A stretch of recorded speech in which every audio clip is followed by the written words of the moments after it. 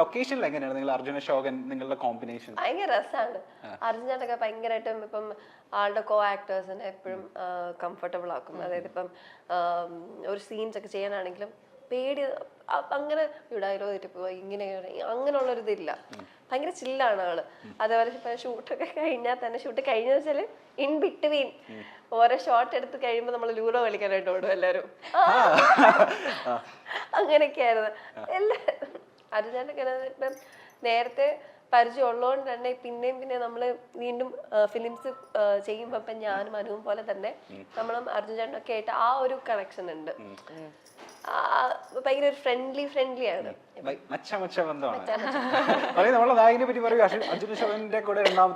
അതെ, ഇപ്പൊ ഇതേപോലെ നമ്മളെ ഭയങ്കര കംഫർട്ട് ആക്കി വെക്കുന്ന ഒരാളാണ്, ഒരു ആർട്ടിസ്റ്റാണ്, അല്ലെങ്കിൽ ഒരു വ്യക്തിയാണ് അർജുൻ ചേട്ടൻ.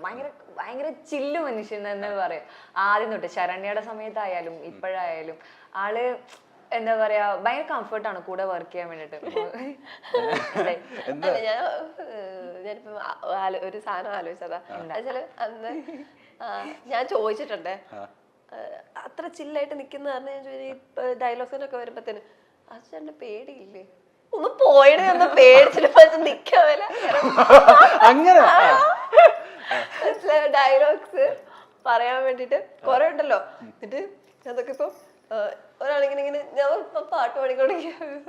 ഇപ്പൊ ഞാൻ ഇത്ര ചില്ലാണോ ഡയലോഗ്സ്, ഞാൻ ഡയലോഗ് പഠിച്ചോണ്ടിരിക്കുന്നു. അങ്ങനെ ആള് നമ്മളെ പോലെ തന്നെയാണ്. എന്താ പറയാ എപ്പോഴും നമ്മളെ കൂട്ടും, നമ്മളെങ്ങനെ എക്സ്ക്ലൂഡ് ചെയ്യാം അങ്ങനെ ഇല്ല. എല്ലാരും അത് അർജുനന് ഞാൻ കണ്ടൊരു ക്വാളിറ്റി എന്ന് പറയുന്നത് സെറ്റിൽ നിന്ന് വന്ന് ഇറങ്ങുമ്പോ തന്നെ എല്ലാരുമായിട്ട് അത് ആരാണെങ്കിലും ഇപ്പൊ ഡയറക്ടറായിട്ടാട്ടെ പ്രൊഡക്ഷൻ ചേട്ടനായിട്ട് ആരാണെങ്കിലും ഹായ് ബായ് അങ്ങനെയാണ്.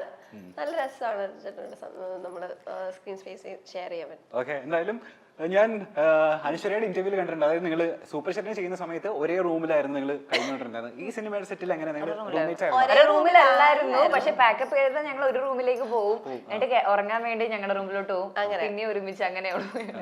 ഇതിലോ സെയിം? ഇതില് അങ്ങനെ ആയിരുന്നില്ല, നമുക്ക് പല പല സമയത്തായിരുന്നു ഷൂട്ട് ഉണ്ടായിരുന്നത്.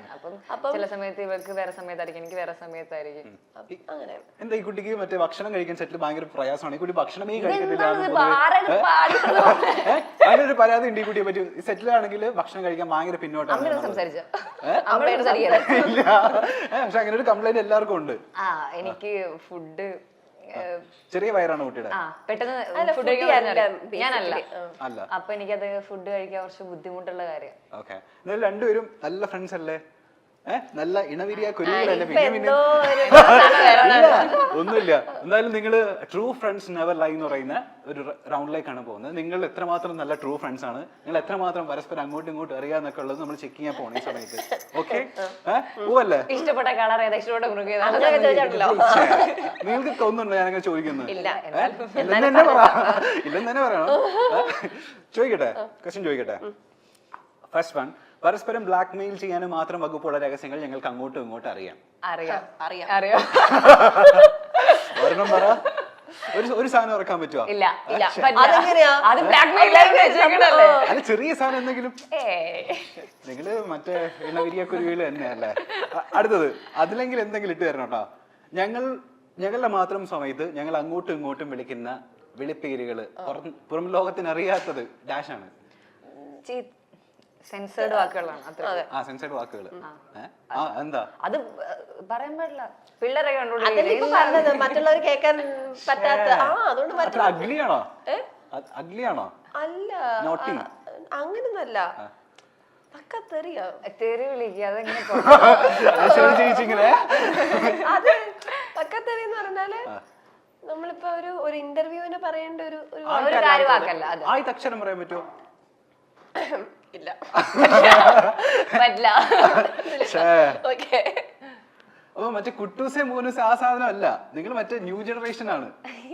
ന്യൂ ജനറേഷൻകാരൊക്കെ എങ്ങനെ? ന്യൂ ജനറേഷൻ അങ്ങനെയാണല്ലോ. കുട്ടാന്നൊക്കെ എന്തെങ്കിലും കാര്യം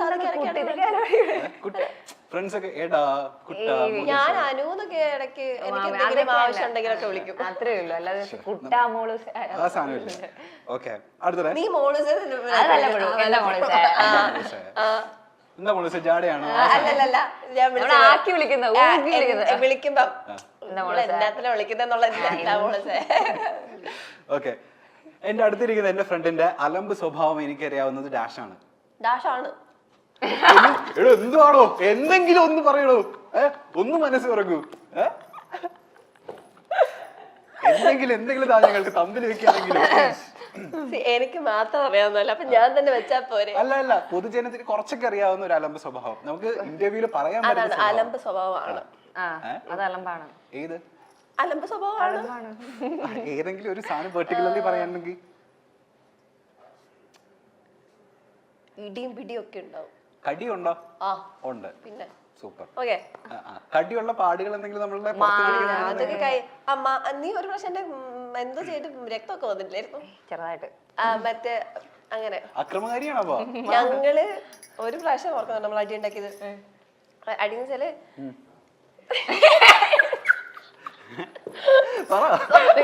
സോറി, അതെന്താ വെച്ചാല് ഒരു സംഭവം ഉണ്ടായി. അതിന്റെ സംഭവം വെളിപ്പെടുത്തില്ല, സംഭവം ഉണ്ടായി. അപ്പൊ അത് കഴിഞ്ഞിട്ട് അത് കാണിക്കാതിരിക്കാൻ വേണ്ടിട്ട് കൊറേ നോക്കി. അപ്പൊ ഞാൻ എന്റെ ഫോണിൽ കേട്ടെന്ന് പരിശ്രമിക്കാം. ബാക്കി 2 പേരും ഉണ്ട്, 3 പേരും പറഞ്ഞ അടി. അവസാനം കട്ടിന്ന് ഞാൻ കിടക്കയിൽ ഇരിക്കുന്നത് പിടിച്ച് വലിച്ചിട്ട് എന്റെ മുകളിൽ 3 പേര്. അതിലൊരാളെ കാലിടിച്ച് കാലിന് എന്തൊക്കെയോ പറ്റി, എന്റെ കൈ മുറിഞ്ഞു. ലാസ്റ്റ് ഒരു ഫോൺ വാങ്ങിച്ച് അത് എന്താന്ന് എനിക്ക് ചെക്ക് ചെയ്ത് അപ്പൊ സമാധാനമായി എല്ലാവർക്കും.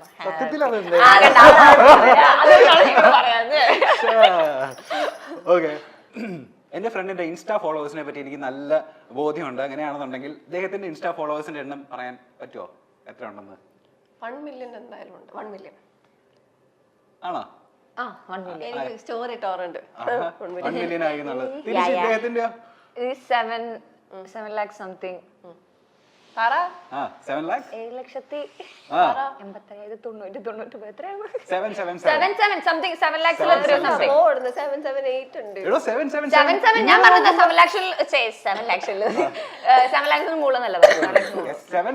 അല്ലേ? അപ്പൊ ഇന്നായിരിക്കും 8 അല്ലേ? മിനിയാൻ നോക്കിയാൽ ഇന്നലെ ഞാൻ നോക്കിയപ്പോ 777 ആയിരുന്നല്ലോ. അത് എനിക്ക് തോന്നുന്നു ഞാൻ ഒന്നുകൂടെ ഒന്നുകൂടെ റിഫ്രഷ് ചെയ്യുമ്പോഴത്തേനും 8 എന്ന് കാണിച്ചായിരുന്നു. ഓക്കെ, ലാസ്റ്റത്തെ ഞങ്ങൾക്ക് 2 പേർക്കും ഒരുപോലെയുള്ള പ്രാന്ത് ഡാഷാണ്. ട്രാവൽ 2 പേരും ട്രാവൽ ചെയ്യും. ഞാൻ നോക്കുന്ന സമയത്ത് നിങ്ങൾ കാറിലൊക്കെ പോകുന്ന സമയത്ത് നിങ്ങൾ ഫുൾ വീഡിയോ എടുത്ത് ഇൻസ്റ്റാഗ്രാമിൽ പോസ്റ്റ് ചെയ്യുന്ന കലാപരിപാടി എപ്പോഴും ഉള്ളതല്ലേ? ഇല്ല, എപ്പോഴും ഇല്ല. ഞങ്ങളത് വല്ലപ്പോഴും ഞങ്ങൾ ഒരാള് ഒരു വീഡിയോ ഞങ്ങള് പക്ഷെ ഞങ്ങള് പേഴ്സണൽ നമ്മള് ടൈം ഉണ്ടാകുമ്പോൾ എല്ലാവരും എൻജോയ് ചെയ്യുന്ന ആൾക്കാരാണ്. അറ്റ് ദ സെയിം ടൈം അതൊരു മെമ്മറിക്ക് വേണ്ടി ക്യാപ്ചർ ചെയ്യുന്ന ആൾക്കാരാണ്. ഞങ്ങൾ ഫുൾ ടൈം എപ്പോഴും ഈ വീഡിയോ എടുത്തോണ്ടിരിക്കുകയല്ല. ഞങ്ങൾ പോകുമ്പോൾ ഒരാള് ഒരു വീഡിയോ എടുക്കും, എല്ലാത്തിന്റെ ഒരു വീഡിയോ എടുത്ത് അവിടെ വെക്കും. അത് ഞങ്ങള് ആരെങ്കിലും ഒരാൾ അവർക്ക് ഒരു എക്സൈറ്റ്മെന്റ് കയറി വരുമ്പോൾ അവർ എഡിറ്റ് ചെയ്ത് ഞങ്ങൾ അത് പോസ്റ്റ് ചെയ്യും. ഞങ്ങൾ എപ്പോഴും വീഡിയോ എടുത്തോണ്ടിരിക്കുന്ന ആൾക്കാരല്ല. ഓക്കെ, ഇനി എല്ലാവരും എക്സൈറ്റ്മെന്റോട് കൂടി ചോദിക്കുന്ന ഒരു കാര്യമുണ്ട്. അതായത് അനശ്വരനെ കണ്ടു കഴിഞ്ഞാൽ ബാംഗ്ലൂർ ഡേയ്സിന്റെ ഹിന്ദിയുടെ റീമേക്ക് അത് എന്തായി, എന്താ അതിന്റെ അപ്ഡേറ്റ് ഉള്ളത്?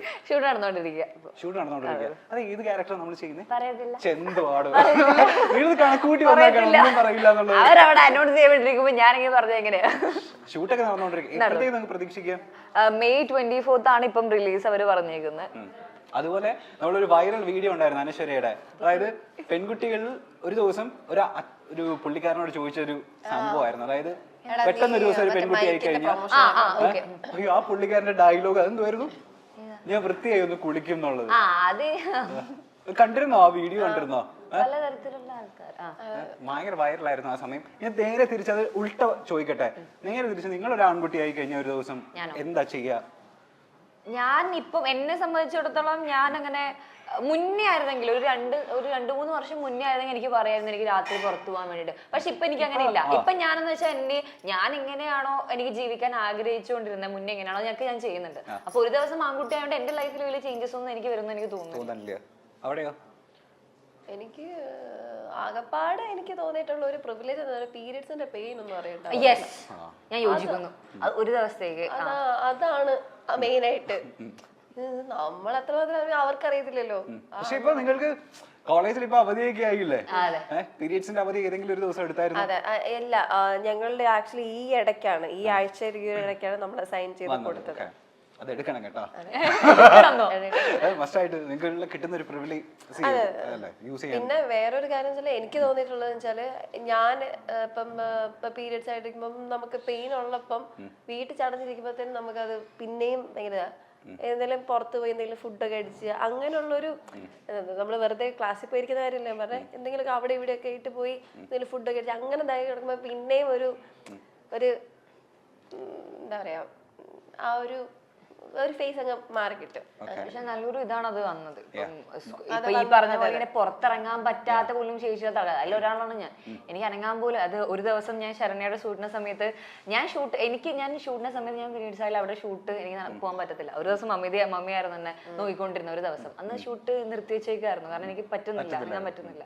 അപ്പം ചില ആൾക്കാർക്കൊന്നും അവർക്ക് അറിയില്ല പെയിൻ എന്താ. ഈ ക്രാംസിന്റെ ഒരു പിടിപാടില്ലാത്ത ആൾക്കാർ, ഇൻക്ലൂഡിങ് ഞാൻ പഠിച്ച സ്കൂളിലടക്കം. ഞാനൊരു ഗേൾസ് സ്കൂളിൽ പഠിച്ച ഗേൾസ് സ്കൂളിൽ എന്റെ ഇടയിൽ കുഴപ്പമില്ലല്ലോ. അപ്പൊ ഒരു ഗേൾസ് സ്കൂളിൽ പഠിച്ച എനിക്ക് പീരീഡ്സ് ആയിട്ട് വയറുവേദനടുത്തിരിക്കുമ്പോൾ എന്റെ ടീച്ചേഴ്സ് എന്നോട് ചോദിക്കാറുണ്ട്, ഇതെല്ലാവരും പെൺകുട്ടികൾക്ക് ഉണ്ടാവുന്നതല്ലേ. ഗേൾസ് സ്കൂളിലെ ടീച്ചർ പറയുന്ന ഒരു കാര്യമാണ്. അപ്പം അവർക്ക് അറിയോന്ന് എനിക്ക് അറിയില്ല. എല്ലാവർക്കും വരുന്ന പെയിൻ ഭയങ്കര ഡിഫറെന്റ് ആണ്. എന്റെ ഫ്രണ്ടിന് അവർക്ക് അറിയ പോലും ഇല്ല. എനിക്ക് നേരെ തിരിച്ച എന്റെ നാട്ടുകാർ മൊത്തം ലൊക്കേഷൻ മൊത്തം അറിയാം, സ്കൂൾ മൊത്തം അറിയാം ഞാൻ പീരീഡ്സ് ആയിട്ടുണ്ടെന്നുള്ളത്. നേരെ തിരിച്ചാണ്. അത് പലതും പല സിംറ്റംസോടെ. ഇപ്പം ചിലർക്ക് ബാക്ക് പെയിൻ ആണ്, ചിലർക്ക് എഴുന്നേക്കാൻ പോലും പറ്റില്ല, ഛർദി, ചിലർക്ക് കാലുവേദന, അങ്ങനെ പല രീതിയിലാണ്. മലയാളത്തിലെ തിരക്കുള്ള നായികമാരാണ് മമിത ബൈജുവും അനശ്വര രാജനും. ഇരുവരും ഒന്നിച്ചെത്തിയ സൂപ്പർ ശരണ്യ എന്ന ചിത്രം ശ്രദ്ധ നേടിയിരുന്നു. മമിതയും അനശ്വരയും ഒന്നിച്ചുള്ള ചിത്രങ്ങളും വീഡിയോകളും സാമൂഹിക മാധ്യമങ്ങളും വലിയ രീതിയിൽ പങ്കുവയ്ക്കപ്പെടാറുണ്ട്. എന്നാൽ ഇരുവരും തമ്മിൽ അടുത്തിടെയായി അകൽച്ചയിലാണെന്ന അഭ്യൂഹങ്ങൾ ഉണ്ടായിരുന്നു. ഇപ്പോഴിതാ അതിന് മറുപടി നൽകിയിരിക്കുകയാണ് അനശ്വര. തങ്ങൾ സുഹൃത്തുക്കളാണെന്നും മത്സരത്തിന്റെ ആവശ്യമില്ല എന്നും അനശ്വര പറയുന്നുണ്ട്. മാത്രമല്ല സൂപ്പർ ശരണ്യയിലെയും പ്രണയവിലാസത്തിലെയും വിശേഷങ്ങളും പങ്കുവയ്ക്കുന്നുണ്ട് ഇരുവരും. ഞങ്ങൾ എല്ലാവരും ഒരു ഗ്രൂപ്പിലുള്ളവരും സുഹൃത്തുക്കളുമാണ്, മത്സരമില്ല. ഞങ്ങൾക്കിടയിൽ താരതമ്യം വരേണ്ട കാര്യമില്ലെന്ന് എനിക്ക് തോന്നിയിട്ടുണ്ട്. ആരോഗ്യപരമായ മത്സരത്തിനപ്പുറത്തേക്ക് യാതൊന്നുമില്ല.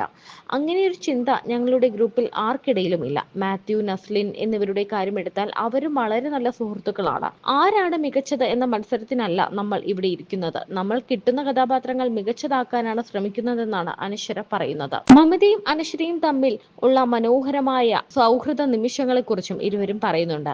ഇരുവരും ഒന്നിച്ചെത്തിയ സൂപ്പർ ശരണ്യയിലെ വിശേഷങ്ങളും പറയുന്നുണ്ട്. തന്റെ ഫോണിന് വേണ്ടി എല്ലാവരും അടികൂടിയ ഒരു സംഭവത്തെക്കുറിച്ചും ശരണ്യ പറയുന്നുണ്ട്. അങ്ങോട്ടും ഇങ്ങോട്ടും പല രഹസ്യങ്ങളും അറിയാം. പലപ്പോഴും ചീത്ത വാക്കുകളാണ് അങ്ങോട്ടും ഇങ്ങോട്ടും വിളിക്കുന്നത്.